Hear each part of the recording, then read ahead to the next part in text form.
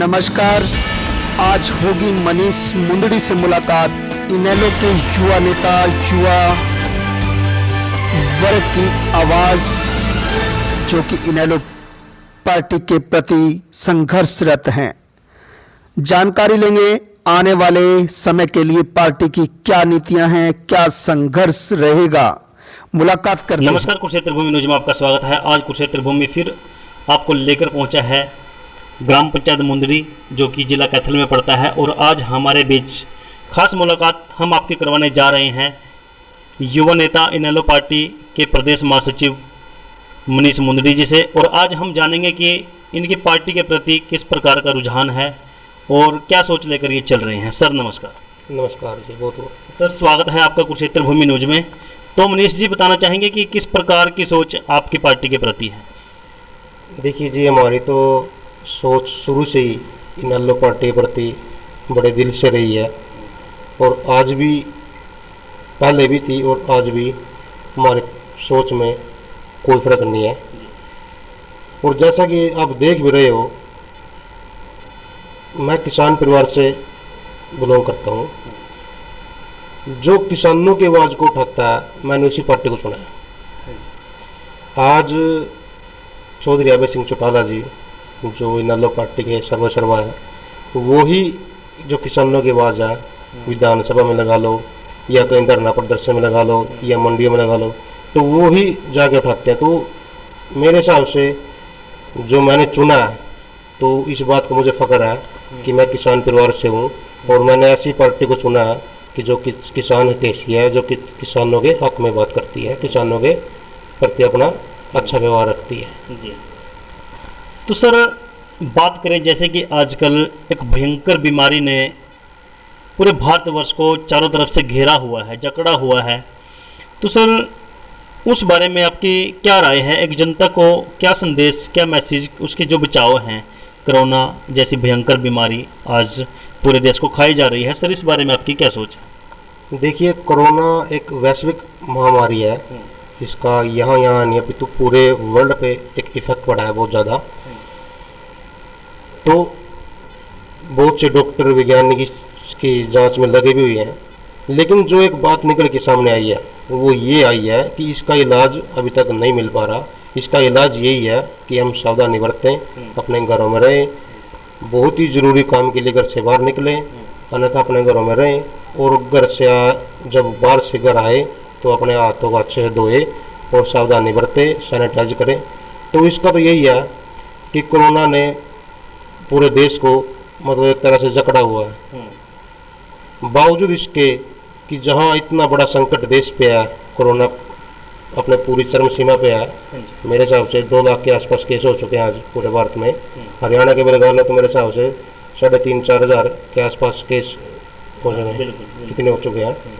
बावजूद उसके जो अभी मौजूदा सरकार है, भाजपा और जेजेपी की जो सरकार बनी हुई है, इस कोरोना के संकट में उसने किसानों के साथ, व्यापारियों के साथ, मजदूर के साथ बहुत बड़ा अत्याचार किया। और सबसे जो ज़्यादा इस टाइम में दुखी है, एक कोरोना की मार है, ऊपर से सरकार की मार है, वो किसान है। किसानों को क्या हुआ, जब कोरोना चला, जब कोरोना शुरू ही हुआ था, उस टाइम में यहाँ जो हरियाणा प्रदेश है या आसपास लगते जो प्रदेश है, ये पंजाब वगैरह, यहाँ गेहूं की फसल आई हुई थी। तो जब कोरोना चला, जब थोड़ा बहुत कम मात्रा में था, फिर कोरोना थोड़ा बढ़ गया, तो किसानों को अपनी गेहूं की फसल बेचने के लिए बहुत ही ज़्यादा मुश्किल हुई। उसकी गेहूं की फसलों को लेने को तैयार नहीं था। बावजूद उसके जब कोई तैयार नहीं हुआ, तो हमारी पार्टी के, इनेलो पार्टी के जो प्रधान महासचिव है चौधरी अभय सिंह चौटाला जी, उन्होंने कई मंडियों का दौरा किया जी। वहाँ उन्होंने एक मतलब सरकार को एक मैसेज दिया कि आप इनकी जो खरीद है उसको शुरू करें। जो किसान है वो बहुत परेशान है, क्योंकि किसान का जो भी कुछ है वो सिर्फ इस फसल पे टिका होता है, तो ज़्यादा लंबी चौड़ी कोई कमाई नहीं होती किसान के पास। तो जब सरकार पे चौधरी अभय सिंह चौटाला जी ने दबाव बनाया, तब इन्होंने सरकार ने किसान की फसल को खरीदना शुरू किया। लेकिन उसके बाद क्या हुआ, जब वो फसल खरीद गई किसान से, उसकी फसल भी चलेगी, लेकिन उसकी अब पेमेंट नहीं कर रहे हैं। फिर चौधरी अभय सिंह चौटाला जी ने सिरसा में एक सचिवालय के सामने एक धरना प्रदर्शन किया। पहले तो चेतावनी दी कि 1 जून को किसान की जो भी फसल खरीद दिया उसका एक एक पैसा दिया जाए, लेकिन जब वो उसका पैसा नहीं मिला किसान को, तब चौधरी साहब ने वहाँ पे एक धरना प्रदर्शन किया सरकार के खिलाफ, ताकि सरकार की आंखें खुले, आप उसको पता लगे कि किसान बहुत परेशान है। हालांकि ये काम विपक्ष का होता है, लेकिन विपक्ष अपनी जिम्मेवारी ठीक ढंग से निभा नहीं पा रहा। इसलिए चौधरी अभय सिंह चौटाला जी, वो भी किसान परिवार से हैं, वो समझते हैं उनकी किसान की मजबूरी को, उसको पता है कि किसान कितना किसान कर सकता है, क्या इसकी आमदनी है, क्या कुछ है इसके पास। तो उन्होंने धरना प्रदर्शन किया और उसके बाद सरकार को टाइम दिया है 7 तारीख का, कि 7 तारीख तक या तो किसानों की पेमेंट कर दे खाते में, जैसा कि सरकार ने वादा किया है। अगर नहीं करते तो उसके बाद फिर प्रदर्शन करेंगे। और ये प्रदर्शन सिरसा में बोला उन्होंने। मैं कहता हूँ अगर ये नहीं हुआ तो इस प्रदर्शन को मेरे हिसाब से सब किसानों को हर एक जिले में करना पड़ेगा, क्योंकि किसान को जब तक उसकी फसल की कीमत नहीं मिलेगी तो किसान कमज़ोर हो जाएगा बहुत ज़्यादा। ये तो किसान विरोधी सरकार है, इसने पता नहीं कैसे कैसे आदेश दे देती है, कभी कहती है धान नहीं लगानी, कभी कहती है ये नहीं करना, कभी कहती है वो नहीं करना, इनको पता ही नहीं है इस बारे में क्या। अभी ताज़ा बताता हूँ आपको, एक हिसार में कल एक वीडियो सामने, एक न्यूज़पेपर में सामने आई है। वहाँ क्या पता लगा कि जो चने की खरीद है, पहले तो चने की खरीद कर नहीं रहे थे, अब जैसे तैसे चौधरी साहब ने, अभय सिंह ने मुख्यमंत्री नाम के ज्ञापन सौंपा था कि चने की खरीद को शुरू करें। अब वहाँ चने की खरीद शुरू होगी तो वहाँ क्या हुआ, 5 किलो प्रति एक बोरी के में, मतलब 5 किलो एक्स्ट्रा तोल रहे हैं। एक बोरी के हिसाब से किसानों को लगभग 250 रुपये का नुकसान हो रहा है। किसान को इस बारे में पता नहीं है, लेकिन पता नहीं कैसे 1-2 किसान को इस बात की भनक लग गई, उन्होंने फिर उसको दूसरे कांटे में तोला तो वो 50 की बजाय 55 किलो मिला। हाँ, तो ये ऐसे ऐसे घोटाले ये किसान के साथ हो रहे हैं।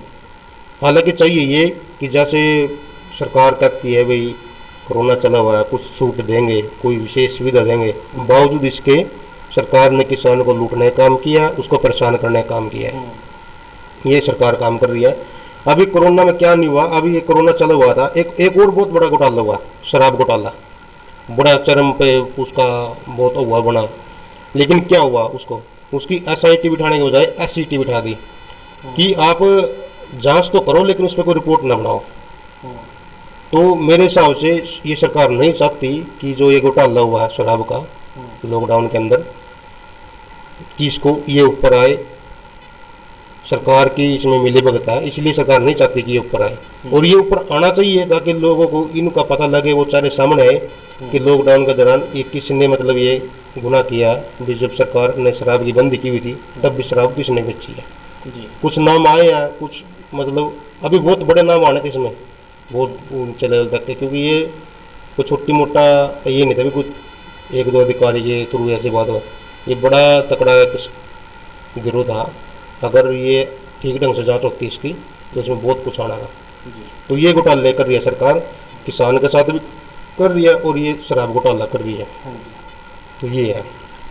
देखिए, आज हमारी खास लाइव मुलाकात चल रही है युवा नेता भाई मनीष मुंदड़ी जी से, जो कि किसानों के हित के नेता हैं और आम आदमी के भी सहयोगी हैं। तो हम भाई से जानकारी लेंगे कि सर, हम जानना चाहते हैं कि आज कल जो बहुत से नेता, युवा नेता, बड़े नेता JJP पार्टी को छोड़कर दोबारा अपने घर वापसी यानी कि इनेलो पार्टी में उनकी वापसी तैयारी है, तो इस विषय पर आप क्या कहना चाहोगे? देखिए राजेश जी, कई बार क्या होता है, ये मतलब ये नहीं कि कोई अनुभव वाले के साथ भी हो जाता है। कई बार कोई आदमी कोई फैसला ले लेता है, लेकिन उसको बाद में पता लगता है कि तूने गलत फैसला ले लिया है। तो मैं मान कर चलता हूँ जो ये साथी निरंतर JJP छोड़ के या और इधर उधर के जो दल छोड़ के ये वापसी कर रहे हैं, इनेलो पार्टी में अपना आस्था जता रहे हैं, तो ये उसी भूल का परिणाम है। इन्होंने कुछ सोचा था लेकिन इनके साथ वो नहीं हुआ, जो उन्होंने सोचा था वो नहीं हुआ।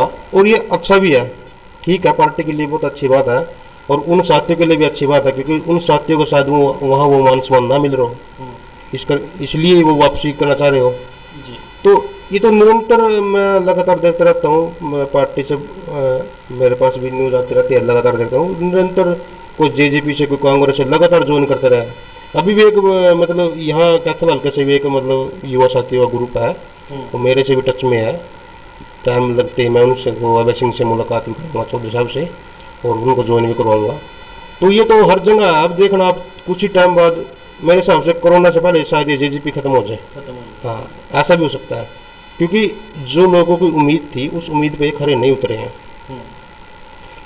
तो यही है, जो साथी किसी इलेक्शन में, किसी बकावे में या किसी दबाव में या निराश हो गए कहीं इधर उधर चला गया है, तो उसके लिए चौधरी अभय सिंह चौटाला जी ने कहा कि उसका स्वागत है, बड़े अच्छे से उसको वही मान सम्मान मिलेगा जो पहले था। और मान सम्मान की कई दुकानें नहीं होती, मान सम्मान के कहीं ठोर ठिकाने नहीं होते भी, जहाँ मर्जी चले जाओ आदमी वहीं मान सम्मान मिलेगा। कोई जगह, कोई ठोर ठिकाना, जैसे अपने बड़े बूढ़े का देखा भी ठोर ठिकाने की जगह जाना चाहिए, तो ठोर ठिकाने की जगह ही मान सम्मान है भाई। तो जितने भी युवा साथी हैं या कोई लीडर हैं जो भी थे इधर उधर कार्यकर्ता जो चले गए थे, तो मेरी भी उनसे अपील है हाथ जोड़ के कि वो वापसी करे। और आपने देख भी लिया होगा कि किसान हितैषी कौन है और किसान विरोधी कौन है। तो जो किसान हितैषी है, जो किसान के हक में बोलता है, चौधरी अभय सिंह चौटाला जी, उनका साथ दें। और तमाम जितने भी मतलब किसानों के संगठन है, जैसे किसान यूनियन है, मैं कहता हूँ उनको भी चौधरी अभय सिंह चौटाला जी के साथ मिलकर, क्योंकि समस्या तो किसानों की है जी कि पेमेंट नहीं दे रहे, उनकी खरीद नहीं कर रहे, या उनसे घोटाला कर रहे हैं या खरीद में कुछ कर रहे हैं, तो उनका साथ दें। तभी सरकार पर दबाव बनेगा इस चीज़ का, तभी सरकार को पता लगेगा यहाँ मुझसे गलती हुई है। तो जो भी लीडर भी चले गए हैं और जो कार्यकर्ता चले गए, उनसे भी खास अपील है कि वो भी अपना अच्छा बोला देखे और वापसी करे, उनका स्वागत है। तो मनीष जी, हम छोटी सी जानकारी आपसे लेना चाहेंगे कि लॉकडाउन के दौरान जो आम आदमी, मजदूर, किसान, व्यापारी, बहुत सी नुकसानदायक, जो आपको पता ही है कि हर प्रकार से वो बिल्कुल मजबूर होकर बैठा है, और उसका आज तक भी इनकम सोर्स जो स्टैंड है वो अप नहीं हो पाया। तो इस बारे में सर आपकी क्या राय है और क्या कहना चाहिए? सरकार ने दावे तो बहुत किए कि मजदूर के लिए, बैकवर्ड के लिए, किसान के लिए पता नहीं क्या क्या कर देंगे, प्रवासी के लिए, जो इधर उधर जो मजदूर आए हुए थे भी उनके लिए ये करेंगे वो करेंगे। लेकिन वो हालात आपके सामने है, क्या किया इन्होंने। कहीं भी किसी वर्ग को कोई फायदा नहीं पहुंचा इस चीज़ का। घोषणाएं कर दी, मीडिया में फोटो खिंचवा ली, लेकिन उनका कहीं कोई असर देखने को, कहीं कोई रिजल्ट देखने को नहीं मिला। जो मजदूर थे यहाँ कहीं दूसरे प्रदेश से इधर उधर से आए हुए थे, उनको वोट तो छोड़ दो, सुविधा देने की तो बात छोड़ दो, उनको भी वो ठीक ढंग से नहीं पहुंचा पाए।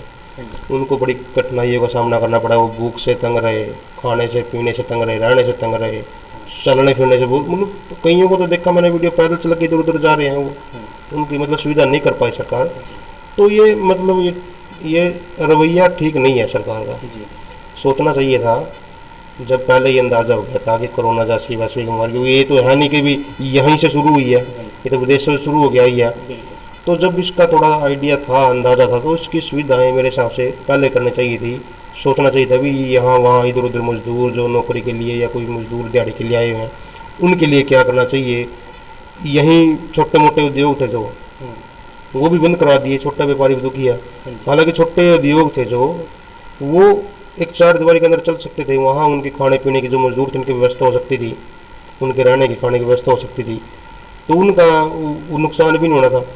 उनके जो मजदूरी थी उनको वो भी मिलती जाती और उनको धक्के खाने की जरूरत नहीं थी। तो ये तो मतलब आपको ये सामने ही है, तो बताने की भी जरूरत नहीं है। आप भी पत्रकार देखते रहते हो भी क्या हो रहा है, कितना कोई सुखी है, कितना किस ने, आप किसी से पूछ लेना भी लॉकडाउन के अंदर मेरे को ये सुविधा मिली, किसी को कोई सुविधा नहीं मिली। उन्होंने घोषणा की है, घोषणा हुई है, लेकिन मेरा जो कहने का मतलब है जी, चलो बड़े लोगों को क्या फर्क पड़ता है, लेकिन जो सबसे ज़्यादा नुकसान हुआ है वो किसान को हुआ, गरीब को हुआ, मजदूर को हुआ, छोटे व्यापारी को हुआ। तो इनके लिए, मध्यम वर्ग के लिए सरकार ने कुछ भी नहीं किया। तो सर बहुत अच्छी जानकारी आपने दी है। तो आज हमारे चैनल के माध्यम से आप युवा नेताओं को और सभी वर्ग के लोगों को आप क्या अपील करना चाहोगे, क्या एक जन संदेश देना चाहोगे? देखिए, मैं तो यही जन संदेश देना चाहता हूँ आपके माध्यम से, जो किसान है हरियाणा प्रदेश की रीढ़ की हड्डी है, कि जो भी आदमी, जो भी संगठन या जो भी है, जो भी पार्टी, इसमें ये नहीं भी कोई इनेलो पार्टी कोई करना है, तो सबसे पहले तो यही है भी पहले तो किसान की जो अर्थव्यवस्था है उसकी दुर्दशा उसको सुधारा जाए, उसके बाद ही फिर कुछ होगा, क्योंकि जब तक किसान सुखी नहीं रहेगा, उसको उसकी फसल को पहली बात खरीदते उसकी पेमेंट नहीं देते। अब वो कैसे खेती करे? खेती के बिना उसके पास कुछ चारा नहीं है, खेती के बिना उसके पास कोई काम धंधा नहीं है। तो सबसे बड़ा इशू तो आजकल यही है। और बाकी ये नौकरी नाकरी युवाओं का था, बेरोजगारी का था, अब ये तो बात ही नहीं रही। अब ये तो इतना इन्होंने यही कर दिया, वो उसके तो वो तो अगला स्टेप था, उसके बारे में बोलता, लेकिन बस यही है, यही होना चाहिए। ठीक है, सरकार से यही उम्मीद है। इस सरकार से मेरी अपील आपके माध्यम से कि जल्द से जल्द किसानों की फसल की पेमेंट जो रुकी हुई है उसको दिया जाए। उसका धन्यवाद मनीष जी, बहुत अच्छी जानकारी आपने दी है। देखिए, आज हमारे साथ खास मुलाकात में मनीष मुंदड़ी जी मौजूद रहे हैं और इन्होंने बड़े ही अच्छे तरीके से किसान हित की, किसान भाइयों के लिए जो बात रखी है, और इनेलो पार्टी के बारे में, जो जेजेपी पार्टी में जो एक पार्टी छोड़कर जो युवा नेता और बड़े बड़े नेता चले गए थे, उनसे भी बहुत अच्छी तरीके से अपील की है कि वापसी करें। तो सर धन्यवाद। हमारी भी आशा रहेगी कि आपके संदेश को हम जन जन तक पहुंचाएं। तो बने रहें कुरुक्षेत्र भूमि न्यूज़ के साथ।